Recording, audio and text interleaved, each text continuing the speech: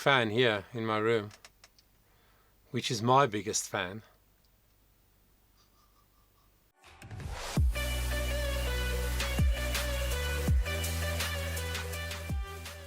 What's up, guys? Welcome to the Charisma Performing Arts YouTube channel. My name is Johan Bester. I'm a vocal coach here from Johannesburg in South Africa. And thanks so much for clicking on the video, where we are going to check out one of my new favorite artists, Jacob Collier. Now, you might be very familiar with him. Maybe because you are familiar with him, you clicked on this link. I've known about him. I've known of him, is that the right way to say it, for many years. I've seen lots of his multi-layering vocal videos that he does and stuff, but I've never really delved into what he does and how he does it. But I've recently watched some documentaries and seen a lot of live footage and stuff of some of his shows and things, and it's just incredible. So he's a 29-year-old born in 1994 British musician, super gifted, like genius levels. That's why he was spotted by the likes of Quincy Jones, who's one of the all-time greatest producers in the last 60 years. Because he does things he experiments all the time, and he does things so differently. And he'll take a well-known tune and he'll jazz it up in ways that it's hard to explain. He uses microtones, which is quarter tones.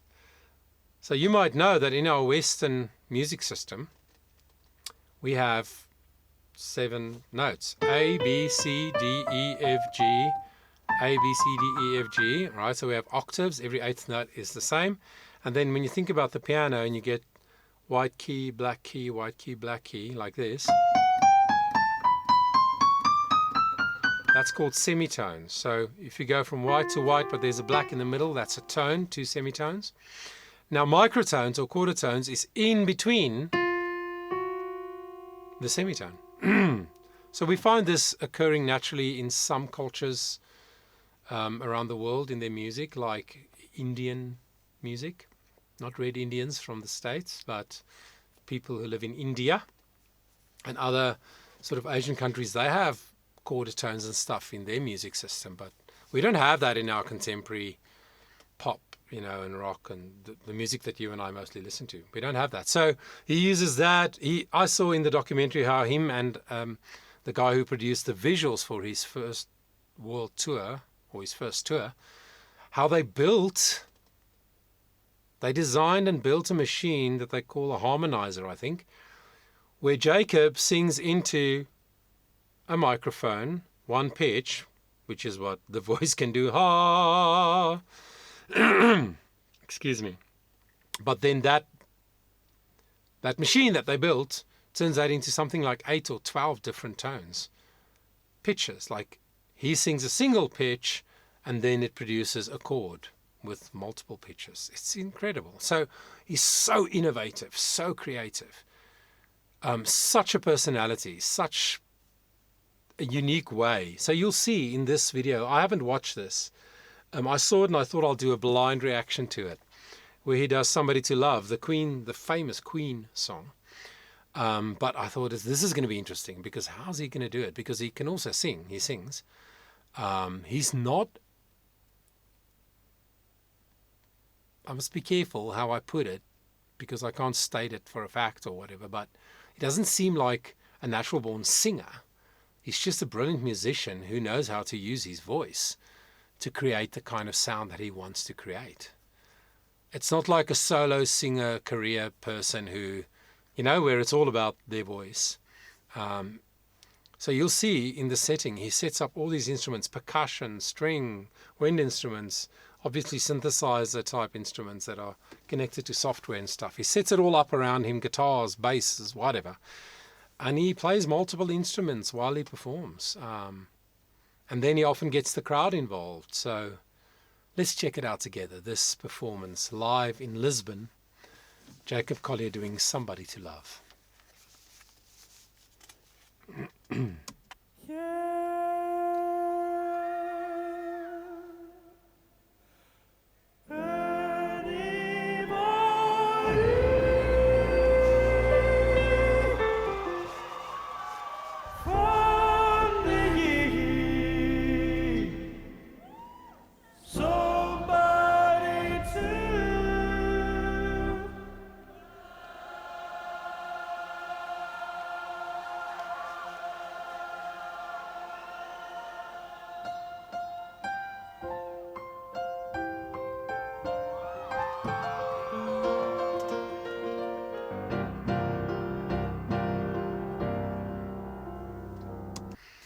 Okay, sorry, this is a channel where I do analysis, so I stop every now and again and talk about what I heard. So this is an F major.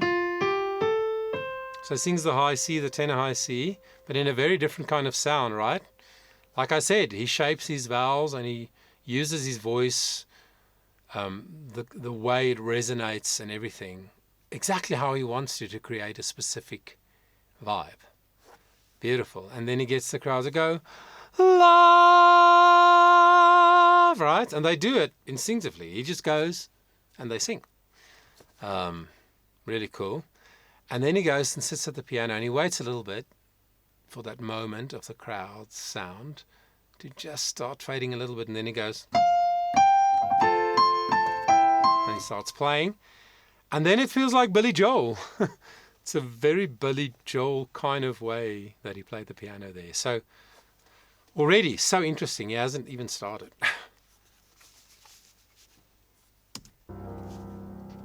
Each morning I get up and dial. Can't barely stand on my feet. Take a look in the mirror and cry. Lord, what you been doing to me? Doing to me. Spent all my days to believe in you, but I just can't get no relief. No. Interesting chords. Somebody, anybody find me somebody to love.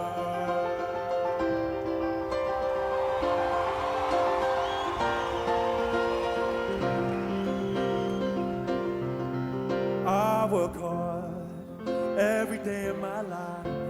I work till I ache my bones at the end of the day.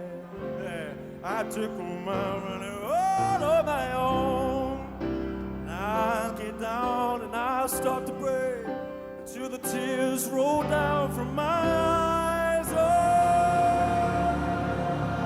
Such an interesting chord. Somebody, and anybody find me somebody to love.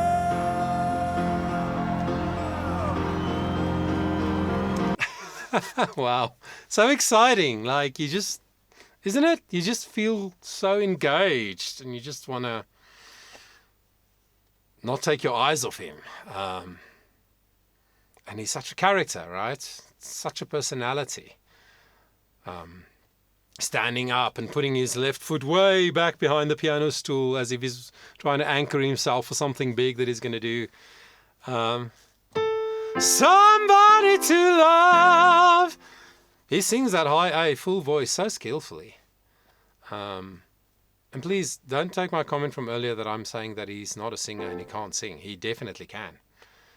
I'm just saying that his singing is not the feature of who he is as an artist for me. His brilliant musical mind, his musical intelligence, his boundary-breaking techniques and practices, that's what makes him the super unique musician that he is. And somehow, again, the crowd just knows. He goes, somebody, they echo, somebody. He plays with the crowd and he feels the energy in the room and he can play the piano very well, obviously. Let's see what happens next.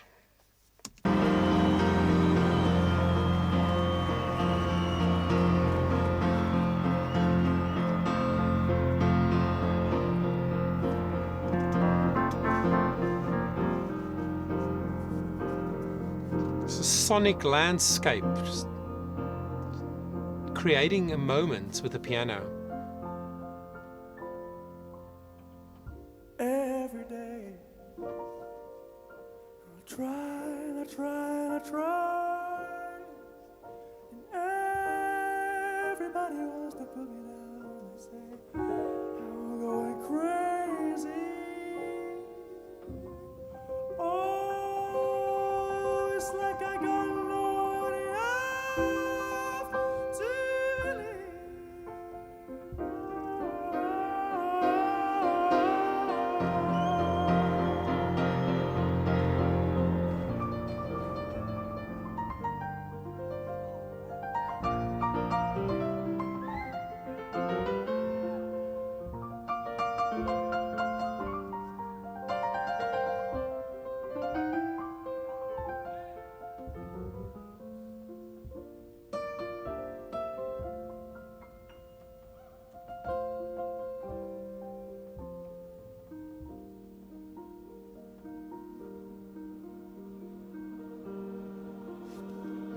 He just lifts the hand and they sing.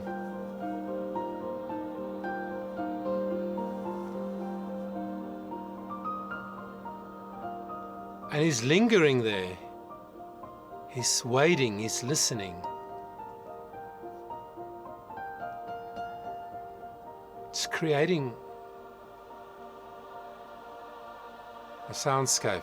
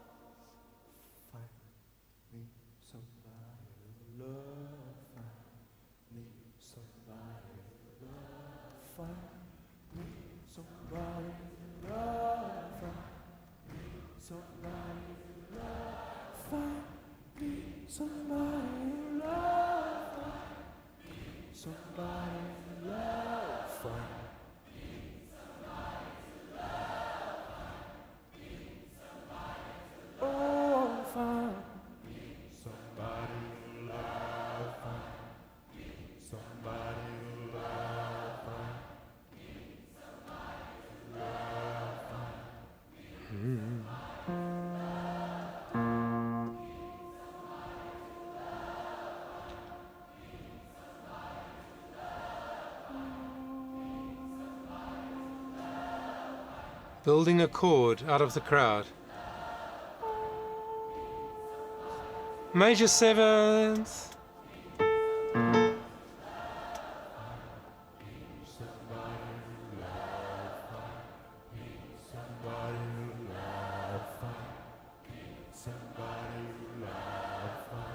Yes.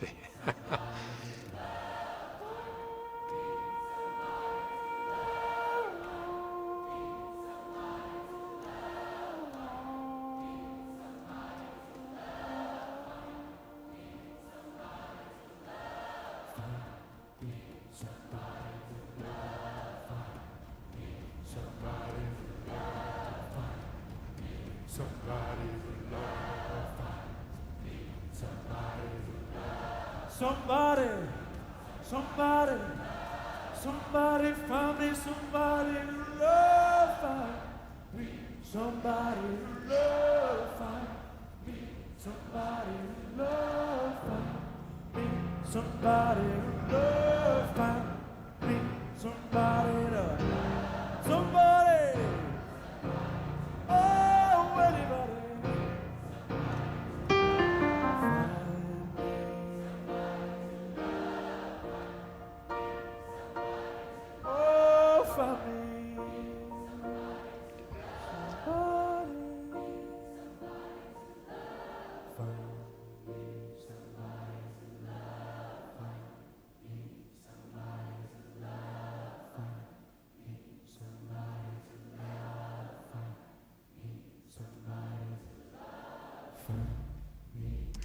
Oh my gosh, it's so hard to find a place to pause.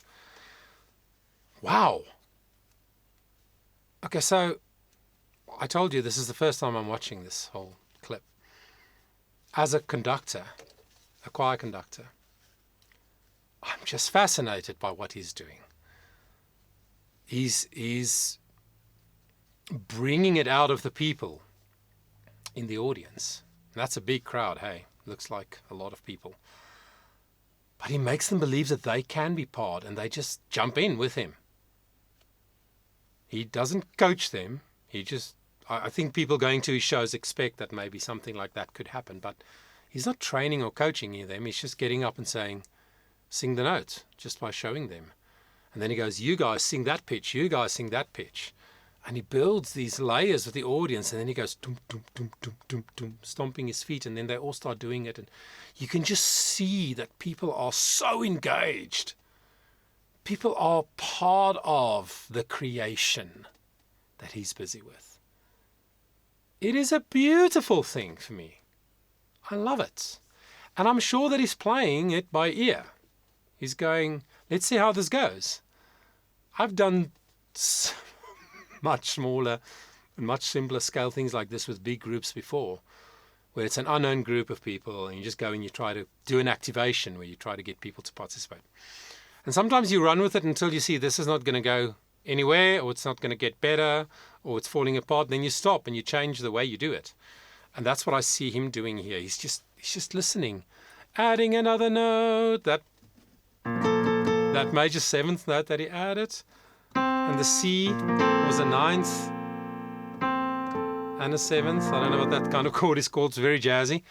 And then people just keep participating, and then he goes back to the piano, and then he plays in this octave, and then he jumps up to that octave. He's creating as he's going along, which is, yeah, it's brilliant. And now he's on the synthesizer again. Let's see how this ends.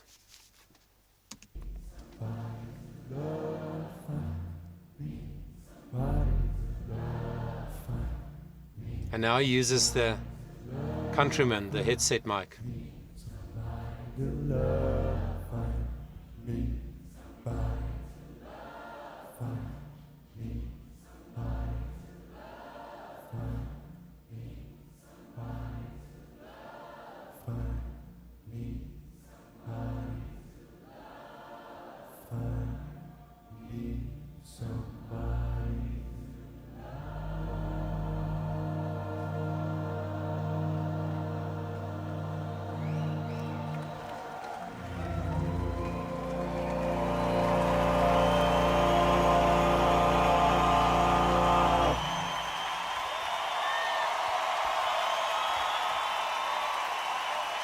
Wow. Thank you so much. Obrigado.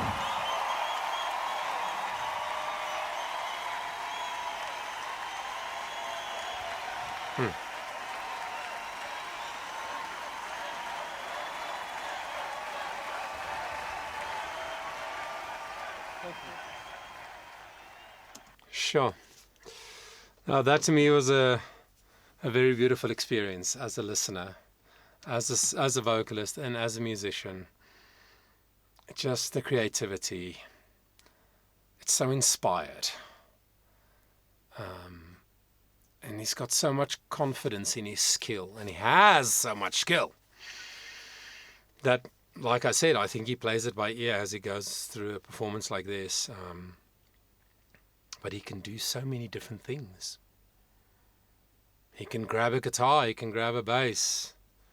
And how cool, did you hear at the end there when he played on that keyboard that's connected to obviously some incredible software? It made these interesting chords, right? Using the sound input coming from his Countryman or his headset mic, and whatever the software does to the chords that he played. Just making the people there feel like you are the music. You are part of the music, and the music is part of you. And it's this incredible ability that he has to unify people in the sound and to stimulate their senses with just unexpected sounds and things.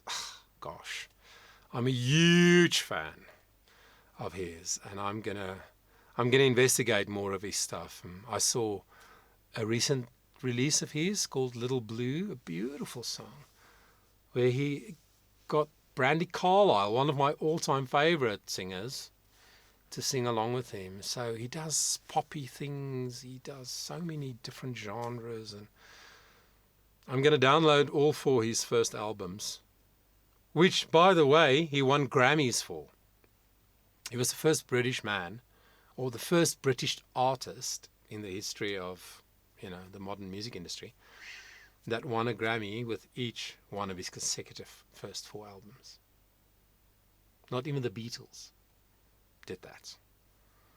So that means people recognize the genius, and he's always pushing the boundaries, always exploring, always looking for new things to do.